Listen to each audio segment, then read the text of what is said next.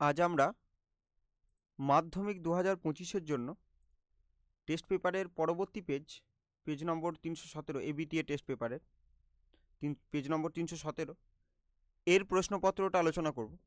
এর আগে কিন্তু আমাদের বেশ কয়েকটি আলোচনা করা হয়েছে এবং সেগুলো প্লেলিস্ট বানিয়ে দেওয়া হয়েছে, তো যারা দেখোনি আগেরগুলো তারা কিন্তু সেখান থেকে দেখে নিতে পারো। তো আজকের প্রথম প্রশ্ন, ফানের শুক্রাণু ম্যালিক অ্যাসিডের প্রভাবে ডিম্বাণুর দিকে ধাবিত হয়, এটি কী ধরনের চলন? তাহলে কি বলছে, ফানের শুক্রাণু কার প্রভাবে? ম্যালিক অ্যাসিডের প্রভাবে কোন দিকে যাচ্ছে? ডিম্বাণুর দিকে ধাবিত হচ্ছে। তাহলে এক্ষেত্রে দেখতে পাচ্ছি এই যে ম্যালিক অ্যাসিড, এটাকে আমরা কি বলতে পারি? রাসায়নিক পদার্থ।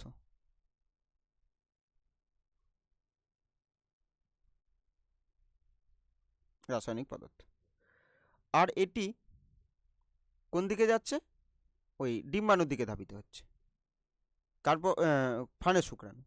তাহলে রাসায়নিক যখন বুঝতে পারছি যে এটা কেমোতে হবে, তাহলে একটা অপশন আছে কেমোট্যাকটিক, একটা কেমোন্যাস্টিক।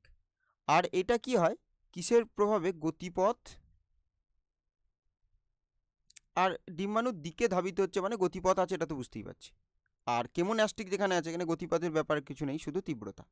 তাহলে এক্ষেত্রে বুঝতে পারছি কি, গতিপথ আছে যেহেতু উত্তর তো কেমোন্যাস্টিকই হবে, কারণ রাসায়নিক পদার্থ তাই কেমো, আর গতিপথ আছে তাই ট্যাকটিক। যদিও কি বলছি যে যেটা আমরা জানি কেমো যে কোনো ট্যাকটিক চলো মানে গতিপথ ও তীব্রতা এর ওপর নির্ভর করবে, তীব্রতা। তাহলে এখানে উত্তর কি? উত্তর হচ্ছে কেমোন্যাস্টিক। তাহলে আরেকটি আমরা কি জানি, তো এটা দেখলাম ফানের। তাহলে এটা যদি মসের শুক্রাণু হতো, মসের শুক্রাণু, তাহলে সেটাও কোন দিকে যেত? সেটাও যেত ডিম্বাণুর দিকে। তাহলে মসের শুক্রাণু কার দিকে যেত? ডিম্বাণু। তখন কার প্রভাবে হতো? তখন হচ্ছে সুক্রোজ। এটা যেটা ম্যালিক অ্যাসিড ছিল, তাহলে এটা কত কি? সুক্রোজ। তাহলে এটাও একটা কেমোট্যাকটিক চলনের উদাহরণ। আমরা পরের প্রশ্ন দেখব, নাইট্রোজেন বিহীন উদ্ভিদ হরমোন। তাহলে আমরা জানি কি নাইট্রোজেন বিহীন উদ্ভিদ হরমোন কোনটা? সেটা হচ্ছে কি? জিব্রেলিন। এছাড়া অক্সিন, সাইটোকাইনিন দুটোই কি? নাইট্রোজেন যুক্ত। আর একটা জিনিস এখান থেকে মনে রাখি, যে এই অক্সিন হরমোন, এই অক্সিন হরমোন আর জিব্রেলিন দুটোই ক্ষারীয়। এবার অক্সিন হরমোন কি? ইন্ডোল বর্গযুক্ত। অক্সিন হরমোন হচ্ছে ইন্ডোল বর্গযুক্ত। আর যেটা জিব্রেলিন, সেটা টার্পিনয়েড বর্গযুক্ত।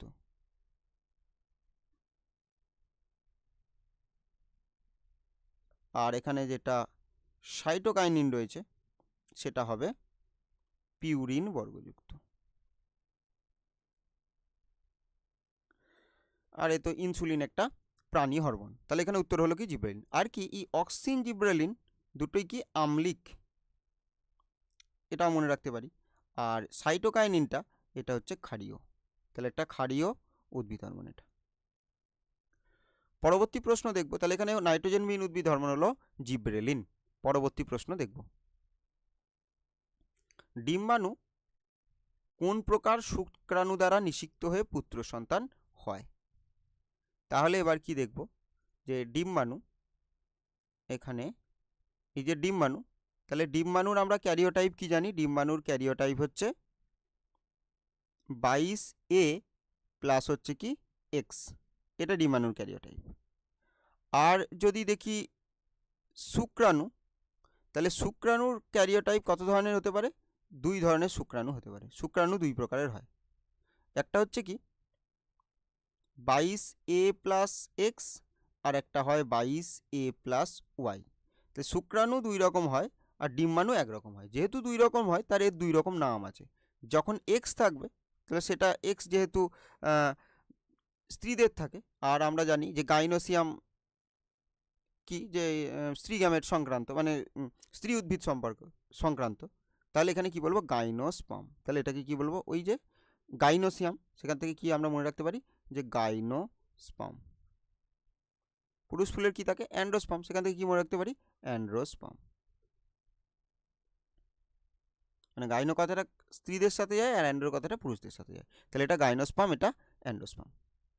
তাহলে এবার যদি পুত্র সন্তান তৈরি হতে হয়, তাহলে কি হবে? ডিম্বাণু তো সবসময় এটাই থাকবে, তাহলে এর সাথে কোনটা? এই গাইনোস্পার্ম হলে সেটা হবে কন্যা, আর অ্যান্ড্রোস্পার্ম হলে সেটা হবে পুত্র। তাহলে এবার বলছে ডিম্বাণু কোন প্রকার শুক্রাণু দ্বারা? তাহলে কোন প্রকার শুক্রাণু লাগবে? শুক্রাণু লাগবে 22A+Y এই প্রকারের। এবার অপশন যদি এখানে দেখি, একটা হচ্ছে 22A+X, না এটা তো হবে না, এটা কন্যা সন্তান হতো। 22A+XY এটা তো কি বলবো যে এটা নয়, এটা এটা ত্রুটিপূর্ণ শুক্রাণু বলতে পারি, সেগুলো এখন আমাদের বিষয় নয় ক্লাস 10-এর। বেশ, 44A+XY এটা তো বোঝা যাচ্ছে কি যে পুরুষের ক্যারিওটাইপ, পুরুষের ক্যারিওটাইপ, পুরুষের দেহকোষ বা জনন কোষের ক্যারিওটাইপ, তাহলে ক্যারিওটাইপ। তাহলে পরেরটা কি রয়েছে? 22A+XY। আচ্ছা, এটাও হবে না, তাহলে এখানে কিছু একটা গোলমাল করা হয়েছে লেখাতে। তাহলে উত্তর কিন্তু এখানে কোনো অপশানে হয়তো ছিল যেটা 22A+Y, লেখাতে কোনো গোলমাল হয়েছে। তাহলে এখানে উত্তর কি হবে? 22A+Y। পরের প্রশ্ন দেখব, ডিএনএতে উপস্থিত কিন্তু আরএনএতে অনুপস্থিত ক্ষারক কোনটি? তাহলে কি বলছে? ডিএনএতে উপস্থিত কিন্তু আরএনএতে অনুপস্থিত। বেশ, তো এবার এক কাজ করব, সেটা কি? সেটা বলছি কি, যদি আমরা দেখি যে নাইট্রোজেন বেসগুলো একবার দেখে নিই। সেখানে আমি লিখে দিলাম N2 ক্ষারক, তাহলে নাইট্রোজেন বেস। তাহলে নাইট্রোজেন বেস কত প্রকারের হচ্ছে? 2 প্রকার। তাহলে 2 প্রকারের নাইট্রোজেন বেস। একটাকে কি বলছি? একটাকে বলছি পিউরিন, আর একটাকে বলছি পিরিমিডিন। তাহলে একটা হচ্ছে পিউরিন, একটা পিউরিন, আর একটা কি? পিরিমিডিন। যেটা পিউরিন হবে সেটা আবার কি 2 প্রকারের হয়, 2 ধরনের। একটা হচ্ছে অ্যাডেনিন, আমি শুধু এ লিখে দিলাম। একটা হচ্ছে গুয়ানিন। বেশ, আর পিরিমিডিন 3 প্রকারের। কি কি? সাইটোসিন, থাইমিন আর ইউরাসিল। তাহলে এবার কি দেখব, এই যে এই এতটা, এখান থেকে এই যেটা অ্যাডেনিন, গুয়ানিন আর সাইটোসিন, এটা এগুলো ডিএনএতেও থাকে প্লাস আরএনএতেও থাকে। তাহলে এগুলো ডিএনএতে যেমন থাকে পাশাপাশি আরএনএতেও থাকে। আর এই থাইমিনটা শুধু থাকে ডিএনএতে, আর ইউরাসিলটা শুধু থাকে আরএনএতে। এবার দেখব এখানে কি বলেছে। বলেছে হচ্ছে কি যে যেটা ডিএনএতে উপস্থিত কিন্তু আরএনএতে অনুপস্থিত, ডিএনএতে উপস্থিত কিন্তু আরএনএতে অনুপস্থিত। তাহলে সেটা কোনটা হবে? সেটা দেখতে পাচ্ছি থাইমিন।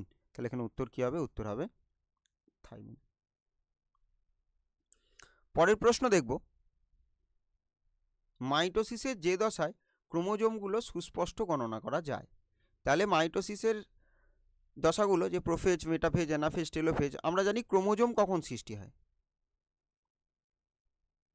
যদি বলি ক্রোমোজোম সৃষ্টি, তাহলে কি হবে? ক্রোমোজোম সৃষ্টি হয় প্রোফেজ দশায়। তাহলে ক্রোমোজোম সৃষ্টি হয় প্রোফেজ দশায়। আর সেই ক্রোমোজোমগুলো আরও ঘনীভূত যদি হয়, তাহলে ক্রোমোজোম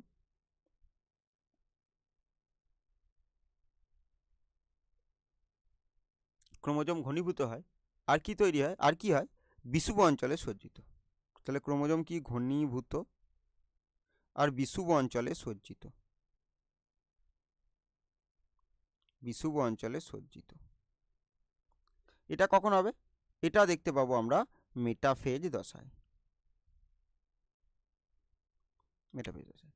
তাহলে যেহেতু ঘনীভূত হচ্ছে সেহেতু আরও মোটা হচ্ছে ক্রোমোজোমগুলো, আর সেগুলো যেহেতু একটা তলে, একটা বিষুব অঞ্চলে, একটা বিষুব তলে সজ্জিত থাকছে, তাই সহজে তাকে গণনাও করা যায়। তাহলে এখানে উত্তর কি হবে? উত্তর হবে মেটাফেজ। পরবর্তী প্রশ্ন দেখব, একটি শঙ্কর দীর্ঘ ও একটি খর্ব মটর গাছের পরাগ মিলনে। তাহলে এখানে যে পরাগ মিলনটা দেখাচ্ছে সেটা কি? যে একটা হচ্ছে শঙ্কর দীর্ঘ, আর এবং একটা কি বলছে? বিশুদ্ধ খর্ব। তাহলে এখানে আমরা দেখতে পাচ্ছি কি যে এটা একটা F1 জনুর একটা জিনোটাইপ, আর এটা প্রচ্ছন্ন জনিত্রী জনু। তাহলে আমরা জানি যে একটা কোনো F1 জনুর সাথে যদি প্রচ্ছন্ন জনু ত্রিজনুর ক্রস হয় তাহলে সেটা কি হয়ে যাবে, সেটা টেস্ট ক্রস। টেস্ট ক্রস, আর টেস্ট ক্রসের রেজাল্ট কী হয়, 1:1। তাহলে কী হয়, 1:1। তাহলে একটি সংকর দীর্ঘ এবং একটি বিশুদ্ধ খর্ব মটর গাছের পরাগ মিলনে যে বীজ পাওয়া যাবে সেখানে উৎপন্ন মটর গাছগুলো 50-50 হবে। তাহলে এখানে কি হবে উত্তর, দেখা যাক কী হবে, যে 50% দীর্ঘ এবং 50% খর্ব। তাহলে এখানে উত্তর হবে সি, 50% দীর্ঘ এবং 50% খর্ব। পরের প্রশ্ন দেখব, কোষ বিভাজনের ক্ষেত্রে কোনটি সঠিক নয়। তাহলে কি বলছে, নিউক্লিয়াস। প্রথমটা কি বলছে, বলছে নিউক্লিয়াস কি করে, ক্রোমোজোমের ধারক এবং কোষ বিভাজনে মুখ্য ভূমিকা পালন করে। তাহলে হ্যাঁ অবশ্যই করে। পরেরটা কি বলছে, সেন্ট্রোজোম। সেন্ট্রোজোম বলছে কি, বেমতন্তু গঠন করে। হ্যাঁ অবশ্যই সেন্ট্রোজোম কি করে, বেমতন্তু গঠন করে। তাহলে কোথায় সেটা, সেন্ট্রোজোম বেমতন্তু যেটা গঠন করে সেটা কোথায়, সেটা হচ্ছে প্রাণী দেহে, প্রাণী কোষে। তাহলে এখান থেকে আজকে হোমওয়ার্কের প্রথম প্রশ্ন দিই, যেটা তোমরা কমেন্টে অবশ্যই জানাবে। সেটা হচ্ছে কি, সেটা উদ্ভিদ কোষে, উদ্ভিদ কোষ, তাহলে উদ্ভিদ কোষে বেমতন্তু কে গঠন করে। তাহলে উদ্ভিদ কোষে বেমতন্তু কে গঠন করে এটা অবশ্যই জানাবে। এরপর কি বলছে, রাইবোজোম ক্রসিং ওভার ঘটায়। তাহলে কি হবে, এটা হচ্ছে এখানে ঠিক উত্তর। কারণ কি, কারণ হচ্ছে এখানে জানতে চেয়েছে কোন জোটটি সঠিক নয়। তাহলে কি হবে, এখানে রাইবোজোম ক্রসিং ওভার ঘটায়, এটা সঠিক নয়। বেশ, পরবর্তী কি দেখছি প্রশ্ন, পরবর্তী অপশন কি রয়েছে, যে মাইটোকন্ড্রিয়া, যেটা বলছে কি এটিপি উৎপাদন করে যা কোষ বিভাজনের শক্তি সরবরাহ করে। তাহলে এটাও কি হবে, অবশ্যই এটাও ঠিক হবে। তাহলে এখানে উত্তর কি হবে, রাইবোজোম ক্রসিং ওভার ঘটায়। পরবর্তী প্রশ্ন দেখব, সবুজ বর্ণান্ধতাকে কি বলা হয়। তাহলে আমরা জানি যে বর্ণান্ধতা হচ্ছে 3 প্রকারের। তাহলে একটা কি এখানে লিখি, একটা কি বলছে প্রোটানোপিয়া, একটা বলছে ডিউটেরানোপিয়া, একটা ট্রাইটানোপিয়া। তাহলে যেটা প্রোটানোপিয়া, তো সেটাকে কি বলবো, সেটা লাল বর্ণের বর্ণান্ধতা। যেটা বলছি ডিউটেরানোপিয়া সেটা বলছি সবুজ। আর যেটা ট্রাইটানোপিয়া সেটা বলছি কি নীল। তাহলে তো এখানে বোঝাই যাচ্ছে এখানে উত্তর কি হবে, উত্তর বলছে সবুজ বর্ণের, তাহলে কি হবে ডিউটেরানোপিয়া। তাহলে আসলে আমাদের চোখের রেটিনাতে বিভিন্ন বর্ণের আলো এর জন্য বিভিন্ন সংবেদী কোষ থাকে, সেই সংবেদী রঞ্জক আছে, সেই রঞ্জকগুলো সেই বর্ণের জন্য আমাদের অনুভূতি সৃষ্টি করে, যার জন্য আমরা সেই বর্ণটাকে দেখতে পাই। তাহলে লাল বর্ণের জন্য যে রঞ্জকটা লাগে সেটা হচ্ছে কি এরিথ্রোলোব, এরিথ্রোলোব, এরিথ্রোলোব। তারপর কি সবুজ বর্ণের জন্য সেটা কি হবে, ক্লোরোলোব। এইসব রঞ্জকগুলো থাকতে হয়। তাহলে আর কি এইসবের ত্রুটির কারণেই কিন্তু সেই সব বর্ণগুলোকে দেখা যায় না ঠিকঠাক, তাদের বর্ণান্ধতা থাকে। নীল বর্ণ কি হবে, সায়ানোলোব।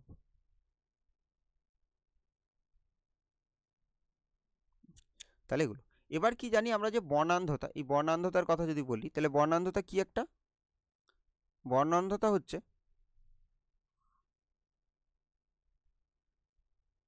এক্স ক্রোমোজোমের প্রচ্ছন্ন জিনঘটিত রোগ, আর যেগুলোই সেক্স ক্রোমোজোমের যে প্রচ্ছন্ন জিনঘটিত রোগ হয়, তো সেগুলোর ক্ষেত্রে সবই যে সেগুলো ক্ষেত্রে পুরুষরা কখনো বাহক হতে পারে না, সেটাও মনে রাখবো। পরবর্তী প্রশ্ন দেখব, তাহলে এখানে উত্তর কি ছিল, সবুজ বর্ণান্ধতাকে বলা হয় ডিউটেরানোপিয়া। কোনটি সরীসৃপের হৃৎপিণ্ডের বৈশিষ্ট্য।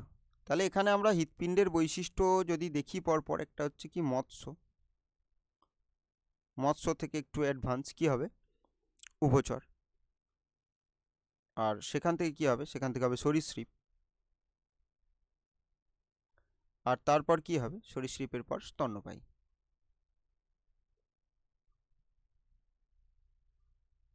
স্তন্যপায়ী।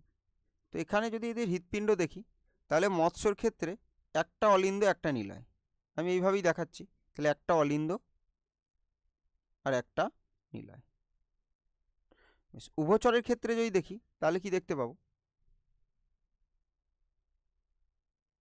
এই ডান অলিন্দ, এটা বাম অলিন্দ, আর এটা হচ্ছে নিলয়। তাহলে কটি প্রকোষ্ঠ? তিনটে। এটার কত প্রকোষ্ঠ? দুটো। আর সরীসৃপের ক্ষেত্রে যদি দেখি তাহলে এরকম একটা আমরা ছবি দেখতে পাবো। তাহলে এটা কি? রাইট অ্যাট্রিয়াম, এটা লেফট অ্যাট্রিয়াম, এটা রাইট ভেন্ট্রিকাল, এটা লেফট ভেন্ট্রিকাল। তাহলে কি, ওহ এটা একটু ভুল হয়ে গেল। তাহলে কি বলবো, এটা সরীসৃপ। তাহলে এদের যদি দেখি সরীসৃপের হৃৎপিণ্ড তাহলে কি দেখতে পাবো, তাহলে এখানে ভাগটা কিরকম দেখতে পাবো,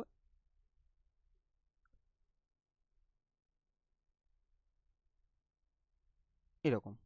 তাহলে সেক্ষেত্রে কি দেখা যাবে, এটা আবার কি রাইট অ্যাট্রিয়াম, এটা লেফট অ্যাট্রিয়াম, এটা কিন্তু পুরোটা নিয়ে কি ভেন্ট্রিকাল। তাহলে এখানে দেখতে পাচ্ছি নিলয়টা কি অর্ধবিভক্ত। এবার যখন স্তন্যপায়ী তাহলে এখানে কিন্তু দেখতে পাবো পুরো 4 প্রকোষ্ঠযুক্ত হৃৎপিণ্ড। তাহলে এখানে দেখতে পাবো 4 প্রকোষ্ঠযুক্ত হৃৎপিণ্ড। তাহলে তাহলে এখানে হৃৎপিণ্ডের কটা প্রকোষ্ঠ বলছি? তিনটেই বলবো, আর এখানে 4টে বলবো। তাহলে বলছে কোনটি সরীসৃপের হৃৎপিণ্ডের বৈশিষ্ট্য, তাহলে কি হবে, দুটি অলিন্দ এবং অর্ধবিভক্ত নিলয়। আর এই যে মৎস্য, এদের হৃৎপিণ্ডকে কি বলে? ভেনাস হৃৎপিণ্ড, কারণ এদের শুধুমাত্র কি হয়, দূষিত রক্ত পরিবাহিত হয়। পরের প্রশ্ন দেখব, ক্যাকটাস কোন ধরনের উদ্ভিদ? তাহলে ক্যাকটাস কি হবে? ক্যাকটাস একটা জেরোফাইট উদ্ভিদ, জেরোফাইট। তাহলে হ্যালোফাইট কোনগুলো? ম্যানগ্রোভ, যেগুলো লবণাক্ত পরিবেশে জন্মায়। মেসোফাইট কোনগুলো হবে? মাঝারি উষ্ণতাযুক্ত অঞ্চলে যেগুলো জন্মায় তাদের মেসোফাইট। হাইড্রোফাইট কাকে বলবো? জলে জন্মায় তাদের বলবো হাইড্রোফাইট। এগুলো আর লিখলাম না। পরের প্রশ্ন, তাহলে এখানে উত্তর কি? ক্যাকটাস কোন ধরনের উদ্ভিদ? জেরোফাইট। রাইজোবিয়াম কি ধরনের ব্যাকটেরিয়া? তাহলে রাইজোবিয়াম কি? রাইজোবিয়াম হচ্ছে একটা মিথজীবী ব্যাকটেরিয়া, যেটা কোথায় পাওয়া যায়? সিম্বগোত্রী উদ্ভিদের মূলে। কারণ তাদের মূলে কি থাকে? একটা হিমোগ্লোবিন সদৃশ একটা রঞ্জক থাকে, যাকে কি বলে? Leg haemoglobin. পরের প্রশ্ন দেখব, তাহলে এখানে রাইজোবিয়াম কোন ধরনের ব্যাকটেরিয়া? সেটা হচ্ছে কি মিথজীবী। পরবর্তী প্রশ্ন দেখব, তাজমহলের দেওয়ালের ক্ষয়ের জন্য দায়ী বিষয়টি হলো, তাহলে এখানে কি হবে? সেটা হচ্ছে অ্যাসিড বৃষ্টি। পরবর্তী প্রশ্ন দেখব, সঠিক জোটটি নির্বাচন করো। রেসারপিন বলছে সর্পগন্ধা, রেসারপিন সর্পগন্ধা, হ্যাঁ ঠিক, রেসারপিন পাওয়া যায় সর্পগন্ধা গাছ থেকে। কুইনাইন বলছে সিলভারওক, না। কেন? কারণ কুইনাইন পাওয়া যায় কোথা থেকে? কুইনাইন পাওয়া যায় সিনকোনা থেকে, সিনকোনা। তারপর বলছে ডাটুরিন ডাবের জল, না। তাহলে ডাটুরিন কোথা থেকে পাওয়া যায়? ডাটুরিন পাওয়া যায় ধুতুরা থেকে। এটা কোনটি সঠিক জানতে চেয়েছিল, উত্তর কি হবে? রেসারপিন সর্পগন্ধা। তারপরে কি দেখব, যে ভ্যাসিসিন, তাহলে ভ্যাসিসিন কোথা থেকে পাওয়া যাবে? ভ্যাসিসিন পাওয়া যাবে বাসক থেকে, বাসক থেকে পাওয়া যাবে কি ভ্যাসিসিন, এটা ক। একবার লিখে দিই, তাহলে কোথা থেকে হবে? এটা হবে বাসক থেকে। এবার এখানে নয়নতারা যদি দেখি, নয়নতারা, তাহলে এখান থেকে দুটো উপক্ষার পাওয়া যায়, একটা হচ্ছে ভিনক্রিস্টিন আর হচ্ছে ভিনব্লাস্টিন। এরা বেমতন্তু গঠনে বাধা দেয়, ওই জন্য এদের মাইটোটিক বীজ বলে। এদের ক্যান্সার প্রতিরোধে মানে এদের কাজে লাগে, মানে এদের ক্যান্সার প্রতিরোধী ক্ষমতা রয়েছে। পরের প্রশ্ন দেখব, তাহলে এখানে উত্তর কি ছিল? রেসারপিন সর্পগন্ধা। একটি এক্সিটু সংরক্ষণের উদাহরণ দাও, তাহলে এখানে যেগুলো আছে তার মধ্যে এক্সিটু সংরক্ষণ হচ্ছে কি ক্রায়ো সংরক্ষণ, আর বাকিগুলো সব ইনসিটু। পরবর্তী প্রশ্ন দেখব, রেড ডাটা বুক প্রকাশ করে যে সংস্থা, তাহলে কে করে?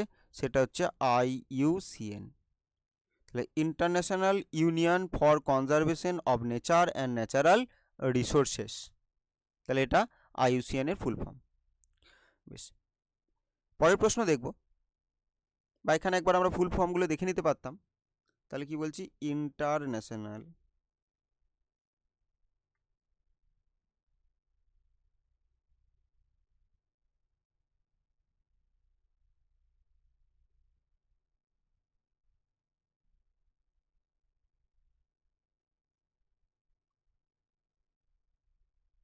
Conservation of nature and natural resources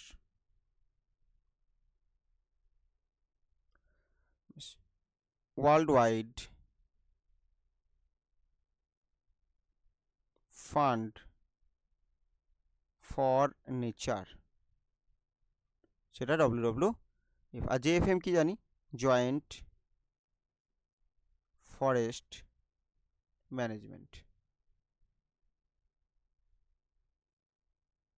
R PBR, people's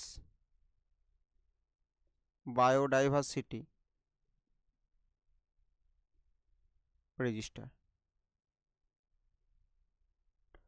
তাহলে এগুলো হচ্ছে ফুল ফর্ম, এগুলো দেখে নেব।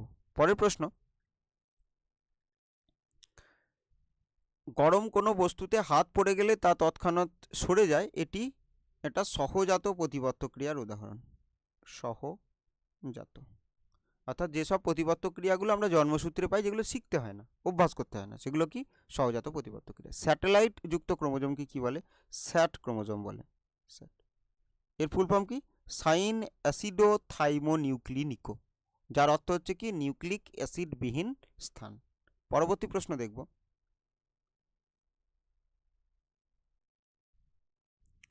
ড্যাশ পেশি সংকুচিত হয়ে ভাঁজ করা হাত সোজা হয়। তাহলে হাত যদি ভাঁজ করা থাকে, অর্থাৎ এই একটা অস্থি, এটা কনুই, আর এই একটা অস্থি, এই হাতটা ধরে নিচ্ছি ভাঁজ করা আছে। তাহলে ভাঁজ করা অস্থিটা সোজা হতে গেলে কি হবে, এইরকম ছিল, আর ওই অস্থিটা দূরে সরে যাবে। তাহলে বোঝা যাচ্ছে এটা এরকম ছিল, আর এখান থেকে এটা গেল, তাহলে দূরে সরে গেল। আর দূরে সরে যাওয়া এই ঘটনাটা কি বলবো, এক্সটেনশন।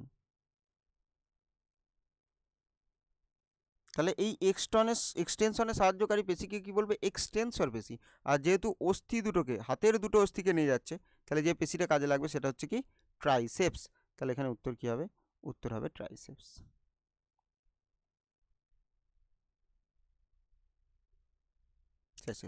এটা এক্সটেনসর দিলেও হয়, কিন্তু এখানে যেহেতু হাত সোজা হয় বলেছে, হাতের কথা বলেছে, তো সেহেতু এখানে ট্রাইসেপস লেখাই উচিত। তাহলে ট্রাইসেপস পেশি সংকুচিত হলে ভাঁজ করা হাত সোজা হয়। পরবর্তী প্রশ্ন দেখব, হ্যাপ্লয়েড ও ডিপ্লয়েড জনুর পর্যায়ক্রমিক আবর্তন। তাহলে হ্যাপ্লয়েড বলতে এখানে N, আর ডিপ্লয়েড বলতে 2N। তাহলে এই জনুর যে পর্যায়ক্রমিক আবর্তন তাকে কি বলবো, জনুক্রম। তাহলে ফানের জনুক্রম যেরকম, এটা গুরুত্বপূর্ণ প্রশ্ন আমাদের সিলেবাসে আছে, তো সেই আর কি, যে হ্যাপ্লয়েড ও ডিপ্লয়েড জনুর পর্যায়ক্রমিক আবর্তনকে জনুক্রম বলে। পরবর্তী প্রশ্ন দেখব, কার সঙ্গে নিউক্লিক অ্যাসিড যুক্ত হয়ে প্রথম কোষ প্রোটোবায়ন্ট বা প্রোটোসেল উৎপন্ন হয়েছিল। তাহলে এখানে আমরা এটাকে কোয়াসারভেটও বলতে পারি,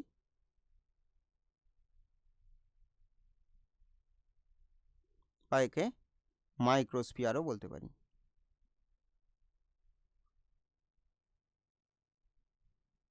তাহলে এর সাথে নিউক্লিক অ্যাসিড বলতে প্রথম যে যুক্ত হয়েছিল সেটা কি, RNA, হিস্টোন প্রোটিন বিহীন RNA ছিল, যাকে নগ্ন জিন বলা হচ্ছিল। তাহলে এই যে দেখতে পাচ্ছি কি, যে একটা হচ্ছে কোয়াসারভেট আর একটা হচ্ছে মাইক্রোস্ফিয়ার। এই কোয়াসারভেটের প্রবক্তা হচ্ছে বিজ্ঞানী ওপারিন, আর মাইক্রোস্ফিয়ারের প্রবক্তা হচ্ছে সিডনি ফক্স। পরের প্রশ্ন কি দেখব, ড্যাশ অভিব্যক্তির কারণে সমসমস্তাঙ্গ। তাহলে কি হবে, অপসারী। অনেকবার প্রশ্ন পাওয়া গেছে, আগের বিভিন্ন পেজে আলোচনা করা হয়েছে। আর যদি অভিসারী হতো তাহলে সেটা কি হতো, সমবৃত্তীয় অঙ্গ। পরের প্রশ্ন দেখব, ড্রসোফিলা মাছিকে পরপর 60 জনু ধরে, কে করেছিল পরীক্ষায় ড্রসোফিলা মাছিকে পরপর 60 জনু অন্ধকার রেখে জনন ঘটিয়ে, বিজ্ঞানী ভাইসম্যান। এই পরীক্ষাটা করেছিলেন বিজ্ঞানী ভাইসম্যান, ওয়াইসম্যান, যা বলো। তাহলে কি আমি বলছি কি ভাইসম্যান।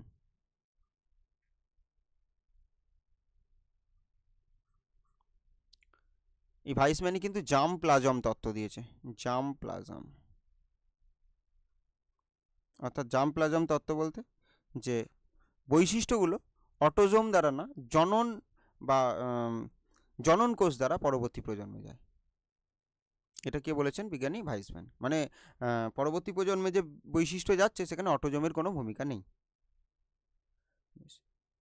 তাহলে ড্রসোফিলা মাছিকে 60 জন উদের অন্ধকার রকে জনন ঘটিয়েছিলেন, দিয়ে দেখা যাচ্ছে সব মাছিরা বলছে অন্ধ না, সব মাছিগুলোর কিন্তু তারা চোখে দেখতে পাচ্ছিল, সেরকম ছিল। তাহলে এই জায়গাটা ভুল বলেছে, তাহলে এটা কি হবে? ভুল, মিথ্যা। পরের প্রশ্ন দেখব, মানব শিশুর লিঙ্গ নির্ধারণে মাতার ভূমিকাই প্রধান। কি বলছে? মাতার ভূমিকা প্রধান। মাতার ভূমিকা প্রধান হবে না, কারণ মাতা শুধুমাত্র 22A+X দিতে পারে, আর পিতা 22A+Xও দিতে পারে, 22A+Yও দিতে পারে। যদি X দেয় তাহলে কন্যা হবে, আর Y দিলে পুত্র হবে, তাই জন্য পিতার ভূমিকা প্রধান। তাহলে এটাও কি? এটাও মিথ্যা। পরের প্রশ্ন দেখব, থ্যালাসেমিয়া এক প্রকারের অটোজোমাল প্রচ্ছন্ন জিন ঘটিত রোগ। তাহলে কি বলছে? অটোজোমাল জিন ঘটিত। তাহলে এই অটোজোমাল জিন ঘটিত বলছে, এটা তো ঠিক, অটোজোমাল জিন ঘটিত হবেই। আর কি বলছে? আর বলছে প্রকট, এটা হবে না। কি হবে? প্রচ্ছন্ন।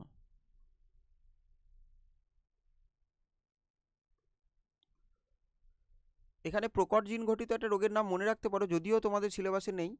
হান্টিংটনস কোরিয়া একটা অটোজোমাল প্রকট জিন ঘটিত রোগ।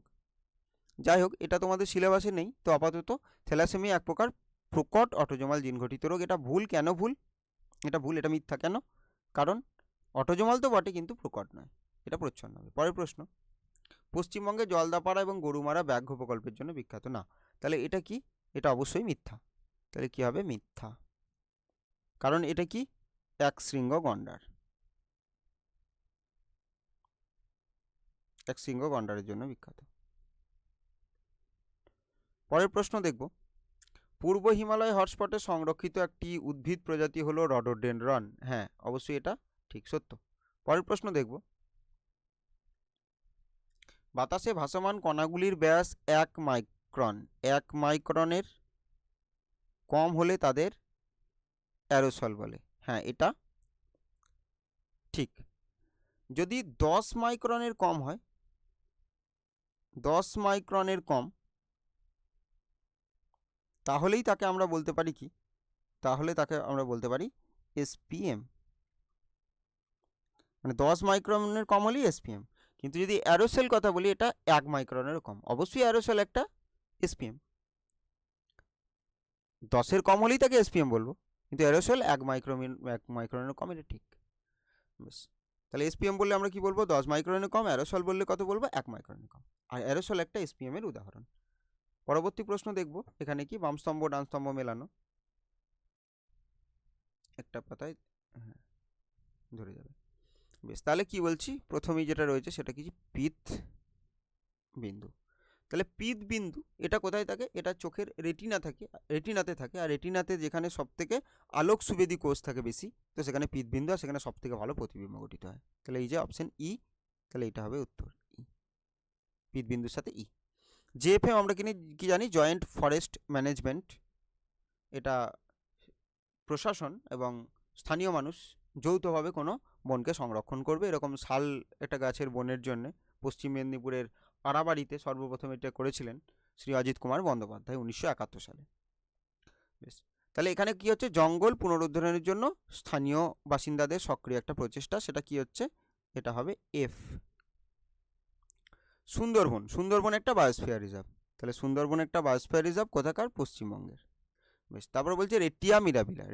রেটিয়া মিরাবিলা কি? মাছের পটকার পশ্চাৎ প্রকোষ্ঠে থাকা জালকগুলো, যেগুলো রেড গ্রন্থি দ্বারা উৎপন্ন গ্যাসটাকে শোষণ করে। তাহলে অপশন হচ্ছে বি। তাহলে এই পটকাটা মাছের উৎস্থৈতিক অঙ্গ, যেটা তাদের কি করে, যে তাদের আপেক্ষিক গুরুত্বটাকে নিয়ন্ত্রণ করে এবং ডুবতে এবং ভাসতে সাহায্য করে। স্পঞ্জ এবং সাগর কুসুম এটা গমনে অক্ষম প্রাণী। আগের দিন আমরা দেখেছিলাম যে স্পঞ্জ তো সবসময় অক্ষম, কিন্তু সাগর কুসুমের ক্ষেত্রে কিছু কিছু প্রজাতি গমনে সক্ষম হয়ে যায়। তাদের কোন দশাটা? পলিপ দশাটা, পলিপ বলছি, কোন দশাটা? মেডুসা দশাটা। তো তার জন্য কিন্তু কখনো কখনো অপশন অনুযায়ী এটা গমনে সক্ষম করতে হয়। উত্তর কীভাবে হয় কি সেটা আগের দিন কোনো একটা প্রশ্নে আলোচনা করেছিলাম ভালোভাবে। তো যাই হোক, এখানে কি হবে? এখানে এটা গমনে অক্ষম প্রাণী হবে। বেশ, আর হচ্ছে কি পার্থেনিয়াম। তাহলে পার্থেনিয়াম কি একটা বহিরাগত প্রজাতি, আর পার্থেনিয়াম কিন্তু হাঁপানির কারণ। এটা কোথা থেকে? মেক্সিকো থেকে আমদানি করা হয়েছিল। পরবর্তী প্রশ্ন দেখব,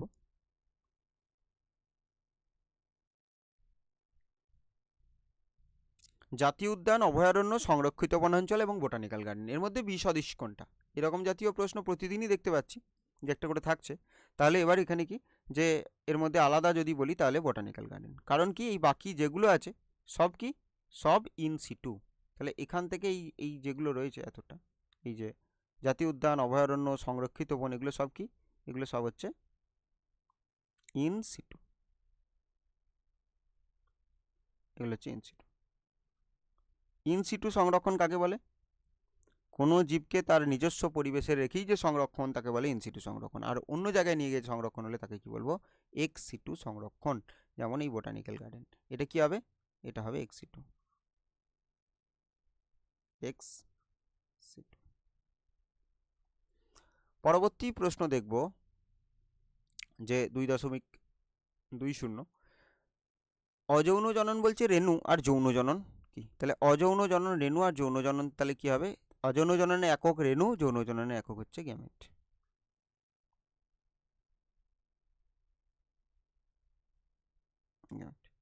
হোমওয়ার্ক তো একটু আগে মনে হয় একটা প্রশ্নে দিলাম, তাই তো মনে হচ্ছে। তো এটা 2 নম্বর। তাহলে একটা 2 নম্বর বলি, যেটা কমেন্টে জানাবে সেটা কি? সেটা হচ্ছে অঙ্গজ জননের একক কি?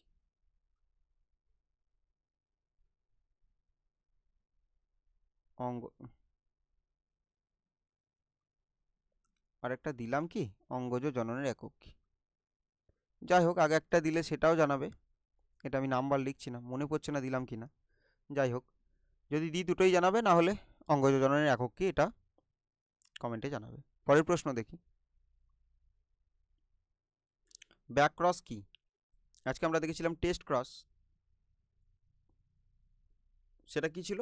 F1 জনুর সাথে প্রচ্ছন্ন হোমোজাইগাসের যে সংক্রায়ন। আর ব্যাক ক্রস কি বলবো? F1 এর সাথে জনিত্রী জনুর। তাহলে যে প্রকার সংক্রায়নে F1 জনুর সাথে জনিত্রী জনুর সংক্রায়ন ঘটানো হয় তাকে বলবো ব্যাক ক্রস। আর এটা কি হতে পারে? ক্যাপিটাল টি স্মল টি, এটা হচ্ছে F1 জনু।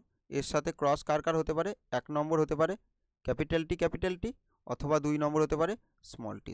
অর্থাৎ ব্যাক ক্রসে দুটোই হবে, capital T small tea into capital T, আর capital T into small tea. এই দুটোই ব্যাক ক্রস, কিন্তু তার মধ্যে শুধুমাত্র এটা টেস্ট ক্রস। তো তাই জন্য কি আমরা অবশ্যই বলতে পারি যে সব টেস্ট ক্রসই ব্যাক ক্রস, কিন্তু সব ব্যাক ক্রস টেস্ট ক্রস নয়। পরবর্তী প্রশ্ন দেখব, নিষেকের পর ডিম্বক ও ডিম্বাশয়ের পরিণতি।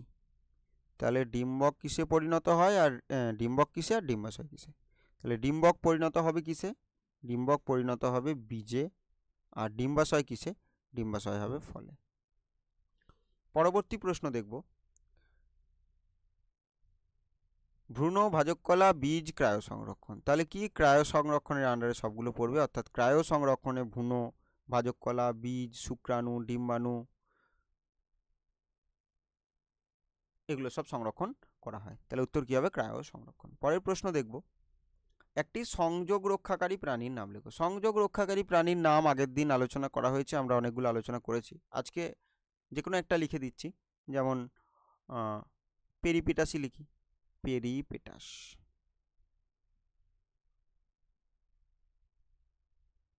এটা কার মধ্যে সংযোগ রক্ষা করে? অ্যানিলিডা এবং আর্থ্রোপোডা। তাহলে এর কিছু বৈশিষ্ট্য হবে অ্যানিলিডার মতো, কিছু বৈশিষ্ট্য থাকবে আর্থ্রোপোডার মতো। অর্থাৎ দুটো গোষ্ঠীর মধ্যে সংযোগ রক্ষা করে, সেগুলোকে সংযোগ রক্ষাকারী প্রাণী বলে বা কানেক্টিং লিঙ্ক বলে। অর্থাৎ দুটো আলাদা গোষ্ঠীর বৈশিষ্ট্য রয়েছে এবং সেগুলো পৃথিবীতে বেঁচে আছে, তখন কানেক্টিং। আর যেগুলো জীবাশ্মতে দেখবো সেগুলো কী হয়ে যাবে, মিসিং লিঙ্ক। যেমন আর্কিওপটেরিক্স, যেটা পক্ষী আর সরীসৃপের বৈশিষ্ট্য কিন্তু বর্তমান, যার মধ্যে কার মধ্যে, আর্কিওপটেরিক্সের মধ্যে। আর পেরিপেটাসের মধ্যে অ্যানিলিডা এবং আর্থ্রোপোডা। লিখে দিই অ্যানিলিডা, যদিও আগে লিখেছিলাম অ্যানিলিডা, আর্থ্রোপোডা। পরবর্তী প্রশ্ন দেখব, বাষ্পমোচন রোধে ক্যাকটাসের একটি অঙ্গসংস্থানগত অভিযোজন উল্লেখ করো। অনেকগুলোই হবে, তার মধ্যে একটা কি বলছি, ক্যাকটাসের পাতা কাঁটায় রূপান্তর। এছাড়াও পর্ণকাণ্ড বলতে পারি, পুরু কিউটিকলের স্তর বলতে পারি, তারপর নিবেশিত পত্ররন্ধ্র বলতে পারি। তো এই সবগুলোই কী হবে, বাষ্পমোচন রোধে হয়। বেশ, পরবর্তী প্রশ্ন দেখব, অর্থাৎ লাস্ট প্রশ্ন, যোগ্যতমের উদ্বর্তন বাদের প্রবক্তা কে? তাহলে যখন বলছে যোগ্যতমের উদ্বর্তনবাদ, তো সেক্ষেত্রে কি বলবো, এর উত্তর কি হবে? এর উত্তর অবশ্যই হবে ডারউইন।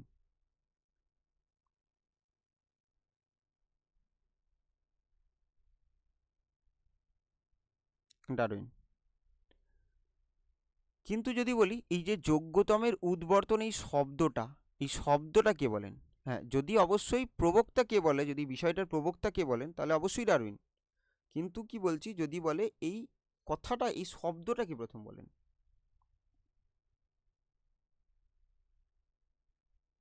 অর্থাৎ যোগ্যতমের উদ্বর্তন মানে হচ্ছে কি, যে যে জীবের অনুকূল ভেদ চলে আসে, সেগুলো পরিবেশ তাকে কি করে, সিলেক্ট করে, অর্থাৎ কি করে, নির্বাচিত করে, এবং তারাই যোগ্য বলে বিবেচিত হয়, এবং তাদেরই কি হয়, যে তারা পরিবেশে টিকে থাকে। তো এইটাকে কি বলছি, যোগ্যতমের উদ্বর্তন। তাহলে এই যে মতবাদটা যেটা বলা হলো, সেটা কি, সেটা ডারউইনের। কিন্তু এই যোগ্যতমের উদ্বর্তন শব্দটা কে দিয়েছে, সেটা হচ্ছে হার্বার্ট স্পেন্সার।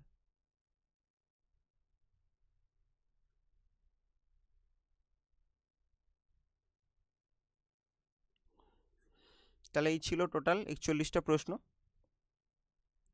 আর হোমওয়ার্ক যা দেওয়া হয়েছে সেটা অবশ্যই কমেন্ট বক্সে জানাবে, আর বাকি তো বড় প্রশ্নগুলো লিখে প্র্যাকটিস করতে থাকো।